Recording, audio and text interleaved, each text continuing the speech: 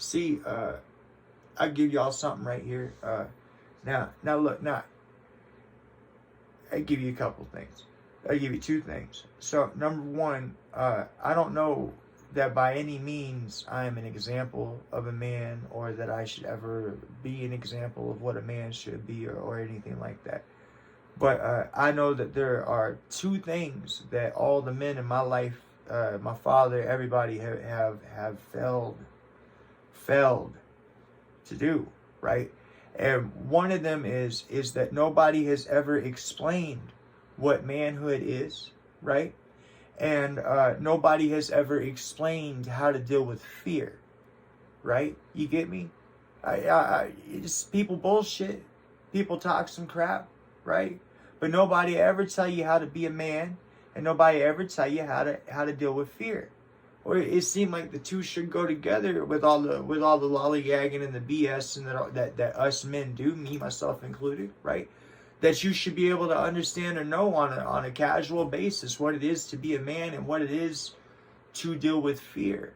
Yet these two things probably never been brought up to you. So I'll deal with the first one first. Being a man.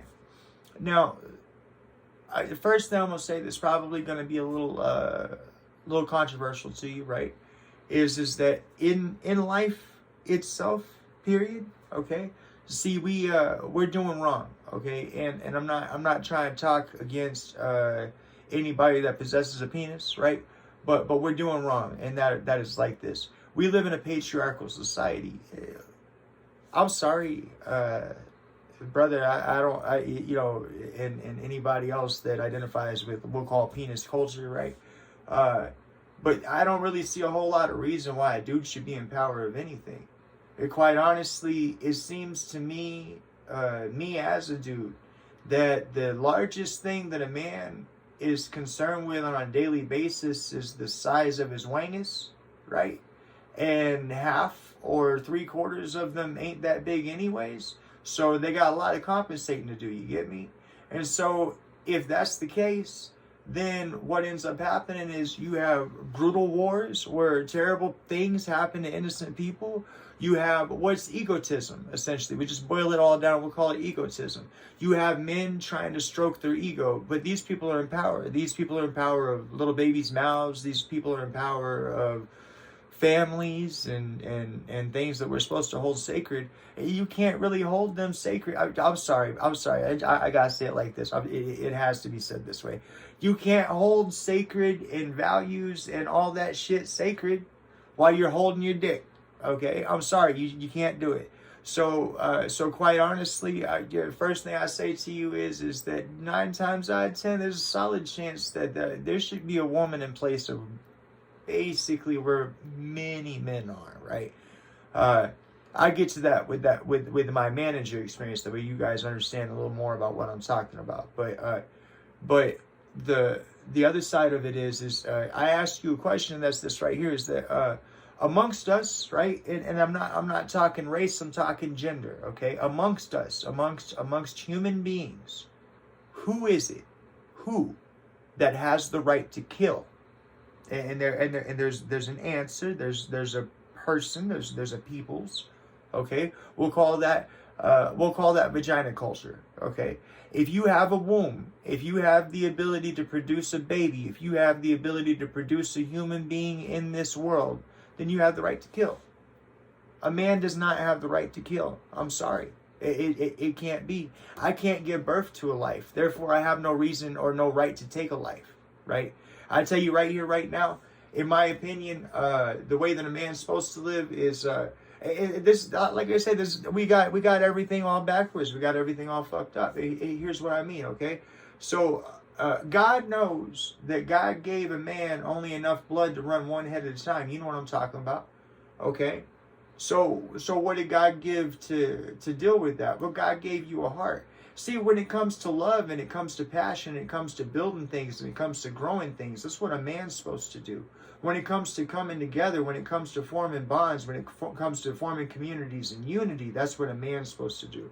When it comes to leading from the heart, right? That's what a man's supposed to do. That's why God gave you this bravado. That's why God gave you this wangus, right? You're supposed to sift your heart.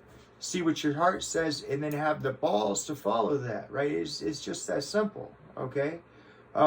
Any child can throw a temper tantrum and break something, okay? And I'm not saying that women aren't able to create something. Women create life, okay? But I'm saying that it takes a man to build something. And just follow me, okay? That's what manhood is. So if you say that, well, that limits that to penis culture, well, then that's fine. I say to you, that's what masculinity is. If we want to be a little bit different and call it, and that really actually seems to be pretty fair to me. Okay, that's what masculinity is. Masculinity is building things. Okay, God made us workers, right? Men, right? Workers. Okay, we're meant to build. We're meant to create. We're meant to be loving. We're meant to be nurturing. But in our own way, we're meant to bring the passion into the situation. Right? We're all that, right? That's not anything of what you've seen of very many men. You know what I mean? Men are concerned with violence. Why is it that I can sit here right now and we could talk about violence, and we could talk about violence until the cows come home, and you'd be okay with that? But why is it that if I sit here and I actually start talking about sex, all of a sudden you would get offended? Ain't one called love making? Ain't the other one called killing and murdering and terrible stuff?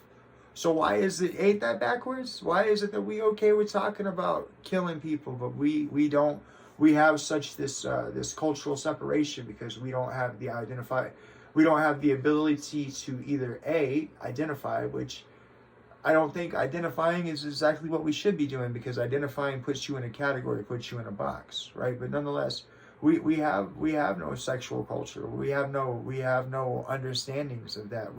Everything is finger pointing and poo poo, and this is yours and that's mine and all that. It's much ego and beating on chests, right? We haven't even dealt with that, right? All right. So the second part of what I was trying to say that you've never heard from a man is how to deal with fear.